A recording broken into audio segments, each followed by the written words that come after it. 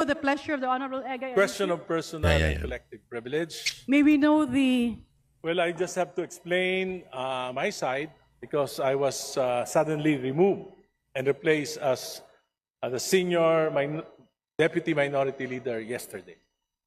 Would you like to transfer to the majority? The Honorable Egay Harisi has 10 minutes. Please proceed. Thank you, Naging- Madam Speaker. Yesterday, I was Nagingitian pa sila, no? Pero maya-maya mag-aaway na yan. Tapos na away nila dito. removed and replaced as senior deputy minority leader without any stated reason. Okay? But let me say this clearly. I have no bitterness about my replacement. In fact, I am honored that I was replaced by a fellow liberal and a far stronger fighter for truth and justice, Congresswoman Laila De Lima.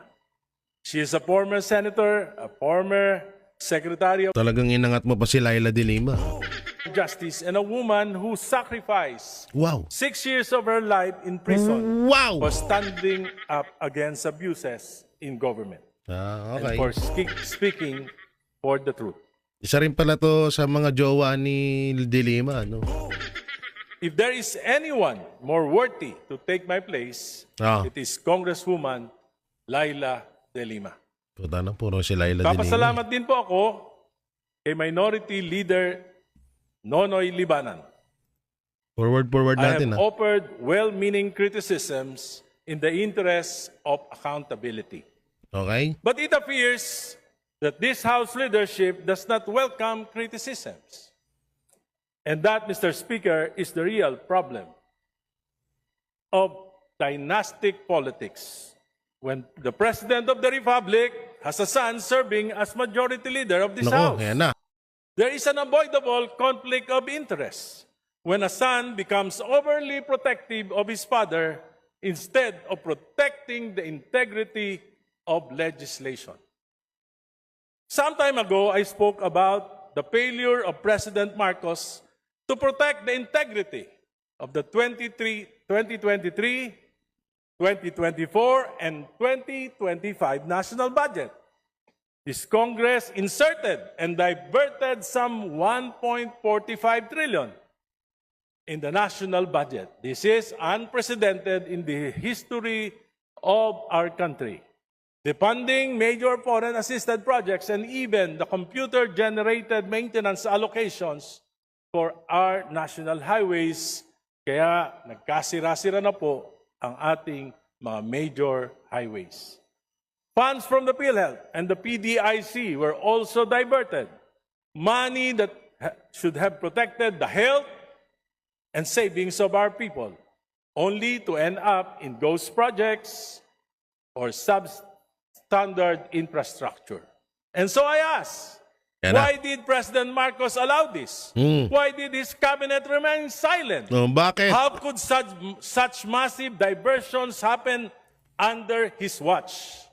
Mr. Speaker, it is difficult to believe that this could happen without the knowledge, if not the tolerance, of the President himself, especially when the Speaker then of this House is his own close relative. Okay. Hindi pa po ako tapos magsalita nang ako ay sunduin ni Minority Leader Congressman Libanan at dalhin sa opisina ni Majority Leader Sandro Marcos. Tana may inutusan pa talaga, Pagdating po no? namin, nandoon na rin si Speaker Bogie D. Nakaupo po ako, tahimik ako, sinita ako ni Congressman Marcos at Naku. tinanong, ano yun? I replied that the anti-political dynasty advocacy has long been one of my advocacies.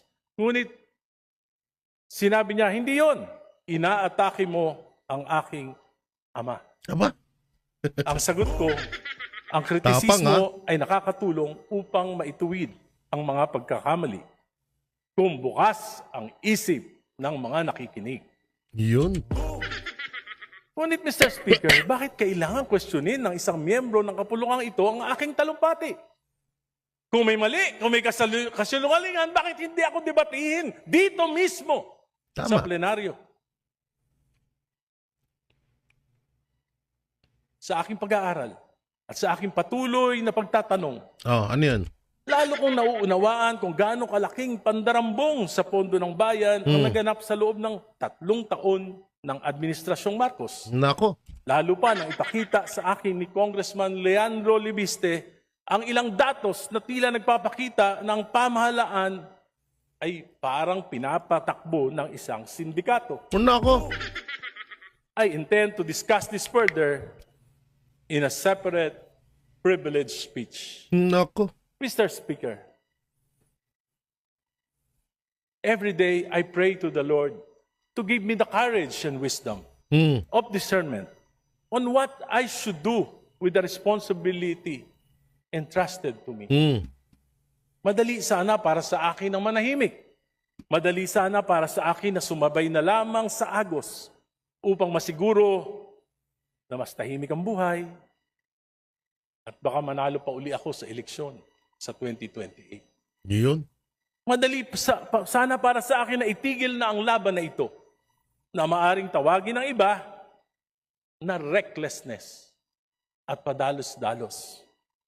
But there is a greater calling, something that I cannot ignore, no matter how inconvenient it may be for me and for my family, something that I cannot close my eyes. Okay. Just like when the Lord called Abraham and said, "Go from your country and your father's home to the land that I will show you." And Abraham followed without hesitation. He followed the Lord. Even the uncertainty is unimaginable Okay. because he trusted that the Lord would guide him. And that he Hindi, was kwento mo doing yan eh. something for God and for Okay. his fellow men. Mm. For me, what I'm doing is a bit risky. Oh. But that would already be Amerikano yan, puro an English ah. honorable life to live despite all my weaknesses. Oh, wow. Ang mga politiko talaga, no? 2 weeks ago, Okay, 2 weeks ago. isang kabinete Ah. ang kinausap ako. Sino yan? Sino yan? Sinabi sa akin, Egay, Egay. ang tingin ng Malacanang, Sara Duterte ka. Aba. DDS na agad. Sabi ko po, nung panahon ng mga Duterte, ako po yung kauna-unahan na nagsalita laban sa war on drugs. Tinanggalan pa nga ako ang distrito ng aking pondo ng 1 taon. Pero sila, Presidente Marcos, they enabled Duterte. Si Speaker Romualdez, Majority Leader, he enabled the war on drugs. Yung mga kasama natin na nagpo-prosecute ngayon kay Duterte, they enabled war on drugs. Nasa Ako pool po, sila dun. nakipaglaban. At hindi ko po nilalabanan ang dinastiya ng Marcos lamang. Dinalabanan ko rin ang dinastiya ng mga Duterte sapagkat alam ko na ang punot dulo ng korupsyon dito sa ating bansa ay ang pataba at ngayon mabubundat ng mga political dynasty. Yan, mga kasamahan mo dyan. Baka isa ka na nga rin dyan eh. Sinabi ko po, sabi sa akin, Ah, Egay, yung mga Egay. salita mo nakakapagpalakas kay Sara Duterte. aba. Sabi ko, mali yan. Secretary, ang nagpapalakas kay Duterte ay ang patuloy ng mga palpak na polisiya ng Administrasyong Marcos. Putang. Sinabi magpapakulong December 15, nagpakulong ba kahit Nga isa? nga. Sinabi ipapasa yung Independent Commission for Infrastructure na mag-iimbestiga. Pinasa ba? Binola lang kami. Sabi, magpapasa ng isang makatotohanang anti-political dynasty. Ipa-priority. Ano nangyari? Sa halip na anti-political dynasty ang pinasa ng Committee on Suffrage and Electoral Reforms, ito po ay pro-political dynasties. Hindi lang magpapadaba, magpapabundat pa sa mga dinastiya dito sa ating bansa. Alam mo, Congressman Erice, dito sa sinabi niya, may point siya rito. Kaso nga lang, antayin mo yung balik sa'yo.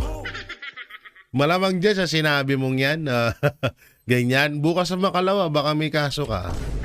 Tapos ikaw na naman yung papalabasin na tumanggap ng mali-malitang pera. Pustahan tayo. Pero ito, totoo po yung sinabi niya. Etong si Erice, hindi to DDS, hindi to Maka Duterte. Ano to isa to sa mga tuta ng mga Aquino. Ano to parang mala Rowena Guanzon na alam mo yung kahit na dilawan or pinklawan sila, alam nila yung tama't mali. Ito yung mga natitirang masasabi natin na talagang nandun talaga sila sa kung sino sila, katulad ni Atty. Rowena Guanzon, nasa pinklawan. Hanggang ngayon, di ba, ganun pa rin. So, ganun din tong si Erice. Pero ang ganda ng sinabi niya rito, no, talagang binaon niya ng gusto etong sila Marcos Jr. at etong si Sandro Marcos. Ayos yun. Kami ang boses ng masa, hindi natatakot. Katotohanan lang, di kami nalulunod. Walang bahid ng sismis, lahat ay totoo. Kahit sino ka pa, pag mali ka babanatan ka. Walang pinipili kulay, wala kaming kinikilingan. Basta para sa bayan, kami lalaban. Pag tama palapakan, pag mali banatan. Di matitinag, di matatakot, para sa bayan tuloy ang sigaw. Sa harap ng kamera, walang halong takot. Mga baluktot, lahat kayo'y tutumba. Ang hustisya at totoo, yun lang ang mahalaga. Kahit sinong harang, di kami matitinag. Walang pinipiling kulay, wala kaming kinikilingan.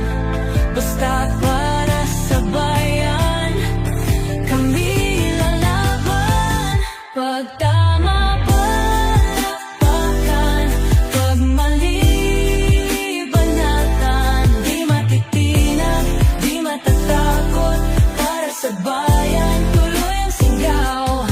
Kung nasa tama ka, ikaw ay aming kasama. Pero pag mali ka, handa ka na bang mabasag? Banateros kami, walang inuunan. Dahil bayan muna, bago ang sarili.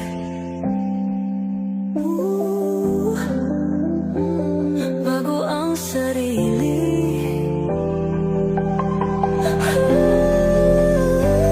Pag tama palakpakan, pag mali banatan.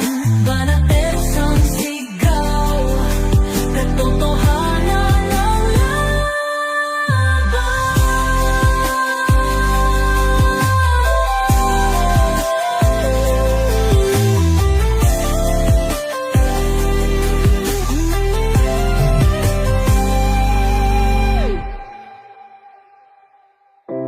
Sa harap ng kamera, walang halong